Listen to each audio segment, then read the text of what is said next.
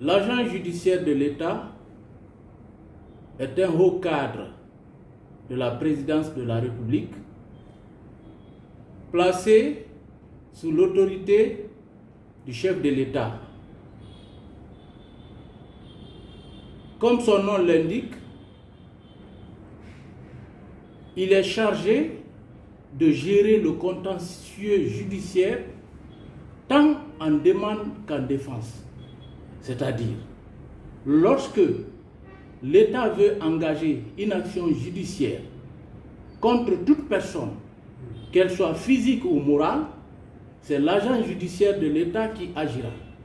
Et lorsque l'État est attaqué également devant la juridiction, c'est l'agent judiciaire de l'État qui doit représenter l'État. Ensuite, l'agent judiciaire de l'État est chargé du recouvrement des créances de l'État. Donc, vous comprenez que c'est l'institution qui, judiciairement parlant, est entre les adversaires de l'État et l'État devant les juridictions. Oui, alors vous avez annoncé des poursuites judiciaires pour détournement des biens publics, pour usage de faux et pour en écriture. Qu'est-ce qui a prévalu? Qu'est-ce qui est à la base de ça? Comment en sommes-nous arrivés à cette situation? Il vous souviendra que le président de la transition, chef de l'État, colonel Mamadi Doumbouya, à son arrivée au pouvoir, a indiqué que la justice sera la boussole qui orientera chaque citoyen guinéen. Donc l'État qui est un sujet de droit, lorsque ses intérêts sont atteints, c'est son droit naturel, n'est-ce pas, d'intenter des actions judiciaires contre des personnes qu'il estime être auteurs. Ça ne veut pas dire que ces personnes sont a priori condamnées. Donc, les poursuites qui seront engagées ne portent nullement atteinte, comme certains veulent l'indiquer, à la présomption d'innocence. Nullement.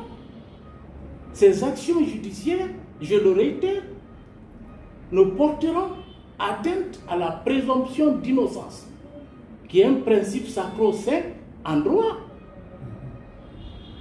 Ce n'est pas en Guinée seulement qu'on annonce sur les médias les noms ou les qualités des personnes poursuivies.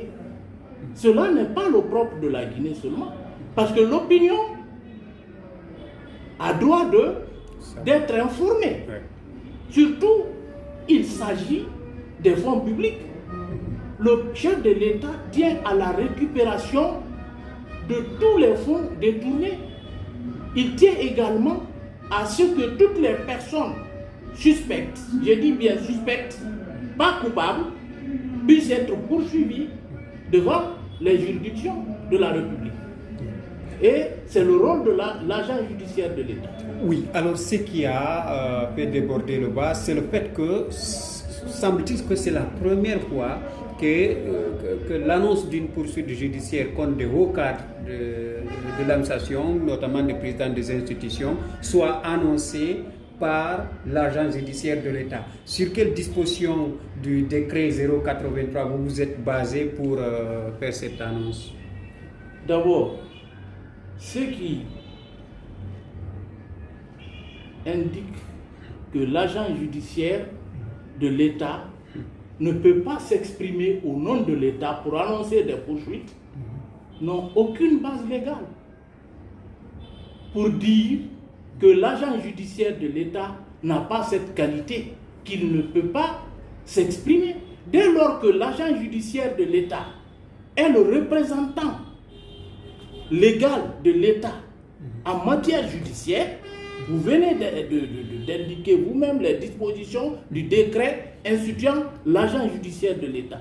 Dès lors que l'agent judiciaire est reconnu comme représentant légal de l'État en matière judiciaire, là, on ne peut pas lui interdire de s'exprimer sur des dossiers concernant l'État. Parce que je sache, je ne suis pas entré dans le fond de ces dossiers. J'ai simplement annoncé que des poursuites seront engagées contre des personnes pour détournement présumé de fonds, c'est-à-dire de deniers publics, et je l'ai également dit, pour faux et usage de faux présumés en écriture publique. Je ne suis pas juge. C'est à la justice de vérifier et de dire que les poursuites de l'agent judiciaire de l'État sont fondées ou pas. Donc je comprends bien qu'il y ait une réaction de cette nature au sein de notre opinion. C'est parce que les gens dans notre pays, beaucoup de nos compatriotes ne sont pas habitués à ce genre de sortie. Oui. Alors, je vais vous lire l'article 17 de ce décret D97-083 PRG SGG du 5 mai 1997 portant attribution et organisation de l'agence judiciaire de l'État. L'article 17 dit: l'agence judiciaire de l'État doit poursuivre devant les tribunaux tout cadre ou agent coupable et convaincu de faits à lui reprocher qui, dans l'exercice de ses fonctions, aura agi contre les intérêts de l'État. Est-ce que c'est sur la base de cette disposition que vous vous êtes basé? Naturellement, je vous ai indiqué que toute action que je serai amené à engager doit avoir pour fondement les dispositions prévues par le décret portant organisation de l'agence judiciaire de l'État. Donc, je me crois être dans mes prérogatives. Le procureur, comme certains l'ont indiqué, il peut faire sa communication. Mais rien n'interdit à l'agent judiciaire de l'État de faire sa communication également au nom de l'État guinéen. Et c'est ce que j'ai fait. Oui, alors il y a une autre disposition qui dit que l'agence judiciaire est habilitée à faire annoncer certaines actions, que lorsqu'il n'y a pas d'autres organismes de l'État qui sont spécifiquement dédiés à cette tâche. Oui, mais en quoi cela est contraire, n'est-ce pas? En quoi cela est en contradiction avec les prérogatives d'autres institutions dont vous parlez que vous n'avez pas cité? Je leur ai dit, l'agent judiciaire de l'État, c'est le représentant légal de l'État dans toute action judiciaire. À ce titre, il peut s'exprimer au nom de l'État conformément aux dispositions du décret qui régisse le fonctionnement de l'agence judiciaire de l'État. Oui, alors vous avez évoqué plusieurs dossiers, je crois 5. Au nombre de 4 Au nombre de 4 dossiers pour l'instant. Oui. Quels sont les autres qui sont en perspective? Nous avons un total de 75 dossiers, comme je l'ai annoncé. Mais vous savez, ce genre de vérification, ça prend un peu de temps. Lorsque ces cadres ont été invités à la présidence de la République pour déposer des documents relativement à leur gestion, ils n'avaient déposé que des tableaux. Des tableaux donc sans support justificatif. La présidence donc ayant constaté que des éléments manquaient, nous a envoyé ces dossiers pour procéder aux vérifications nécessaires. Alors on a invité ces entités à se présenter à l'agence pour qu'on puisse, n'est-ce pas, avoir accès à ces documents. Mais c'est des piles de documents. Vous avez à côté de vous un cas, vous avez 4 paquets pleins de pièces. Donc, il y a des dossiers qui peuvent nous prendre une journée entière de vérification. Parce qu'il s'agit ici des intérêts de l'État, mais il s'agit aussi du respect des droits des personnes qui pourraient être poursuivies dans le cadre de ces dossiers. Donc on ne peut pas faire un travail bâclé. C'est pourquoi nous travaillons méthodiquement. À ce jour, il y a eu plusieurs invitations et vous voyez des dossiers encore.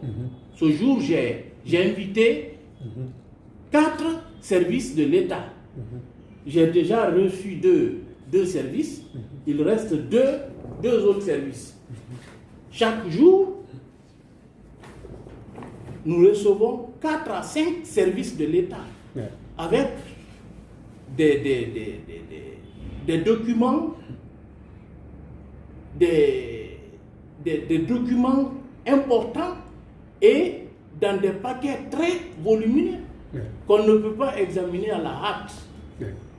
Donc c'est pour dire que les 4 institutions, les 4 organismes de l'État que vous avez déjà cités dans l'annonce que vous avez faite, vous les avez déjà entendus? Tout à fait. Sont venus devant nous, ont donné des explications, ont fourni des documents. Mais qui ne vous ont pas convaincu. Très bien, parce que nous sommes amenés à constater des écarts qui n'ont pas été justifiés. C'est ce qui nous a amenés, après traitement de ces dossiers, à annoncer ces actions judiciaires. Mais d'autres suivront, parce que c'est un total de 75. 15 dossiers. Voilà, 75 dossiers. Oui, alors même vos détracteurs vont plus loin en disant que, par exemple, le président de la HAC, c'est juste un écart de 2 millions. C'est plus que ça. Monsieur Diallo, même si c'est un franc en matière de gestion des fonds publics, quand ce n'est pas justifié, cela n'a d'autre dénomination que le détournement de deniers publics. C'est élémentaire ça. Et nous avons reçu mission du chef de l'État. Et nous avons reçu des instructions fermes de sa part de ne protéger personne. Il nous l'a dit et redit que personne ne sera protégé. Après examen, nous sommes arrivés à constater que tel par exemple a un écart de 5 000 ou 1 million, 2 millions, 3 millions, c'est des fonds publics. Vous avez beau faire des libéralités à quelqu'un, vous avez beau vouloir faire l'humanitaire à quelqu'un, mais prenez dans votre poche, ce n'est pas dans les caisses de l'État que vous devez prendre. Parce que le détournement de deniers publics, ce n'est pas seulement l'utilisation malsaine des fonds. Lorsque vous avez aussi destiné des fonds à des fins autres que celles pour lesquelles ils doivent être destinés, c'est un détournement de deniers publics. Oui. Alors aujourd'hui, vous avez annoncé une plainte. Est-ce qu'elle a été déposée ou bien c'est pour quand? Non, des actions judiciaires. J'ai annoncé des actions judiciaires. Voilà. C'est quoi ces actions judiciaires? Vous savez, moi, quand c'est au niveau ça quitte mon niveau, je ne m'exprime pas. Je constitue des avocats qui doivent travailler, n'est-ce pas, sur ces questions. Parce que là, je n'ai pas à m'exprimer sur ce que la justice fera. Oui, c'est-à-dire, c'est savoir, est-ce qu'il y a déjà la plainte devant les juridictions? Mais les dossiers sont transmis à un avocat. Je ne vous dirai pas le nom, n'est-ce pas, de l'avocat. Mais les dossiers sont déjà transmis. Voilà, c'est pourquoi nous avons fait notre communication. Donc on peut s'attendre d'un moment à l'autre à l'ouverture. Tout à fait, monsieur Diallo. Je termine par ces mots. Nous sommes investis de la confiance du chef de l'État pour faire un travail. Nous comptons mener cette mission jusqu'à son terme dans le respect des procédures légales.